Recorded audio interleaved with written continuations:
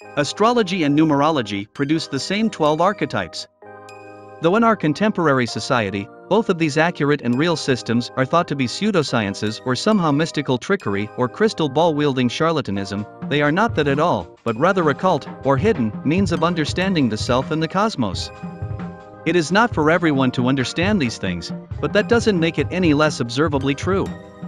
Science is a method, defined as the systematic study of the structure and behavior of the physical and natural world through observation, experimentation, and the testing of theories against the evidence obtained.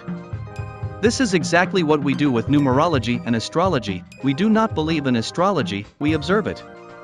It is a lost science of understanding archetype and personality. Or, perhaps, only lost to the normal person who has not been initiated. Occult has become a synonym for wicked, evil, or nefarious in our post-Puritan world, but the occult, from the Latin word occultus clandestine, hidden, secret, is merely a term for hiding from the eye. The same root, ocular, is used for anything pertaining to the eye. For most of recorded history, astrology and numerology have been key parts of societal mythos, doctrine, civilization, and even economy. Astrology and numerology only came to be forbidden because of modern Christianity. Without its dogmatic rhetoric, both astrology and numerology would be known as useful tools for having a cosmocratic view of the world and of your fellow human beings. Hippocrates, for whom the Hippocratic oath that physicians take is named, observed astrology. Galileo Galilei, renowned astronomer, an important supporter of the heliocentric model of the solar system, the then disputed fact that the Earth and other planets revolve around the Sun, was also an astrologer. Johannes Kepler, mathematician and astronomer, discovered elliptical orbits of planets and the other laws of planetary motion. These laws of planetary motion would go on to be used by Isaac Newton to develop his own theory of gravity. Kepler was an avid follower of astrology. Many kings, CEOs, bankers, and even first ladies have known of astrology's prescient power. There are 12 zodiacal signs: Aries, Taurus, Gemini, Cancer, Leo, Virgo, Libra, Scorpio, Sagittarius, Capricorn, Aquarius, and Pisces. There are 12 houses in astrology, or areas of the sky that the signs pass through, affecting different aspects of the zeitgeist of that time or of the birth chart of an individual. If, in your natal chart, there are planets in any of those houses, you have karma pertaining to the theme of that house. In other words, if your sun is in the 8th house, you have karma pertaining to sex, death, and rebirth that you will seek to fulfill in this lifetime, through your personality, the sun. If your natal moon, emotions, is in the 10th house of public standing and recognition, you will seek to be known the world over for your feelings. And so on. There are 9 astrological planets. You must forsake any contemporary scientific stance on whether Pluto is a planet, or any of that. You must also accept the method of antiquity of perceiving the sun and moon as planets. This is all Astrology 101. In an individual's natal chart, the 9 planets are in any of the 12 signs, coloring the character and shaping the destiny of the individual. Now let us talk about numerology. The practice of gematria, assigning numerical values to words and names and imputing those values with religious meaning, dates back to antiquity. Rabbinic literature used gematria to interpret passages in Hebrew religious texts. The 6th century BCE philosopher and mystic Pythagoras believed that numbers carried sacred codes and were divinely inspired and created. Pythagoras created the octave and scale by which all Western music is understood. Numerology and astrology are really 2 siblings of the same family. As there are 12 zodiac signs, so there are 12 numerological archetypes, 1 through 9, and then the master numbers 11, 22, and 33. You can calculate your own numerological birth path in the following way. Calculate your birth month. If you were born on a single-digit month, like June, the 6th month, keep that number in your head, or write it down. If you were born on a double-digit month, like December, the 12th month, add the 2 numbers of the month together until it reduces to one number. 1 plus 2 is equal to 3, and keep that number in your head or write it down. Important to remember is that the number 11 is different from the number 2, i.e. 1 plus 1, the number 22 is different from the number 4, i.e. 2 plus 2, and the number 33 is different from the number 6, i.e. 3 plus 3. Move on to your birthday. If you were born on the 6th day of the month, keep that second number in your head, or write it down.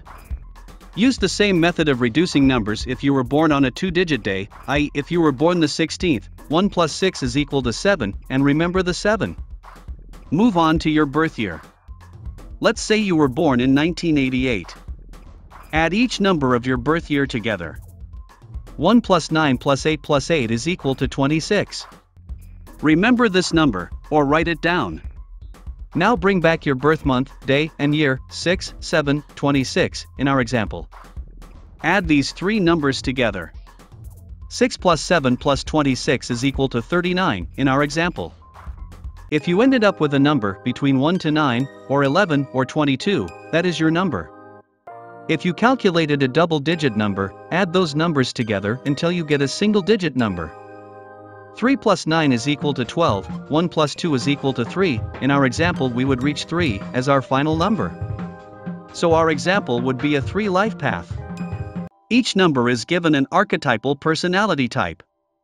1. The alpha, independent, focused and rebellious. 2. The nurturer. Ambitious, supportive, cooperative. 3. The artist. A natural entertainer with the ability to inspire through optimism. 4. The architect. Justice-oriented, honest, and reliable. 5. The wild child. Curious, inquisitive, adventurous, and restless. 6. The nurse. Protector and humanitarian, driven to compassionately help others and serve higher purposes. 7. The student. Compelled to unveil unknown answers and secrets in the hidden world. 8. The executive. The visionary, driven toward success and seizing opportunities. 9. The humanitarian. With an eye for the bigger picture, you sacrifice for the greater good of humanity. 11. Karmic master. Strong intuition and magnetic personality that draws others into a higher level of consciousness. 22. Master builder. Unite several souls with one larger goal, like an architect. 33. Master teacher. Full understanding, that which is acquired before communicating that understanding with others. Teaches spiritual lessons in this lifetime. Each number is associated with a planet.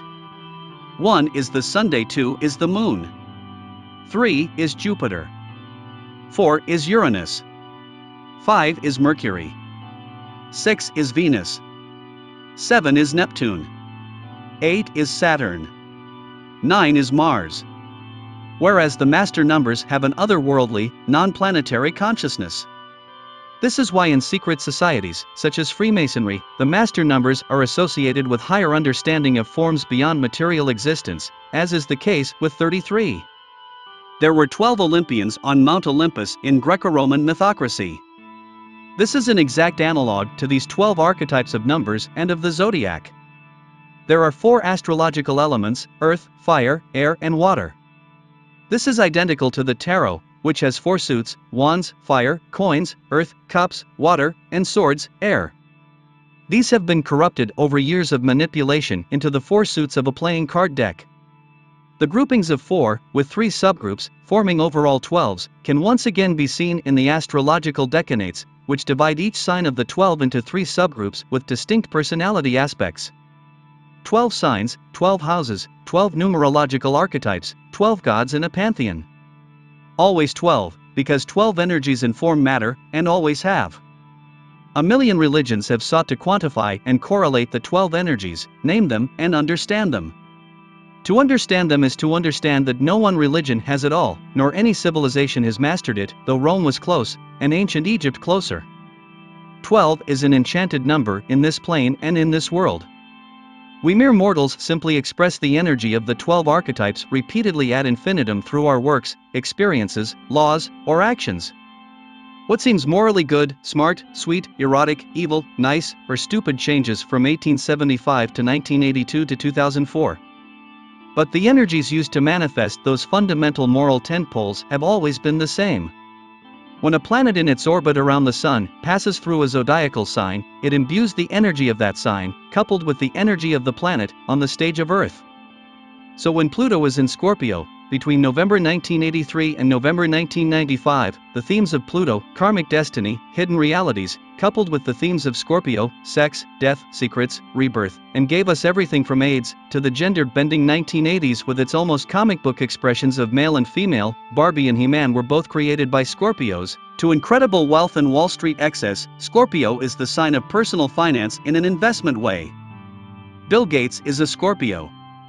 People born in this era will have intrinsic themes of gender and sexuality. This results in millennials being ferociously defensive of gender's fluidity, to the tune of Pluto in Leo, or boomers scoff and mock. Still, it's all just the 12 energies made manifest in mere mortals once again. The 12 energies were here before you and will go on after you die.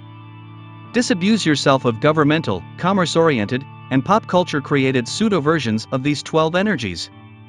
Recognizing your themes and attributes in the web of their energetic expressions will give you an occult eye into the ancient understanding of the human experience.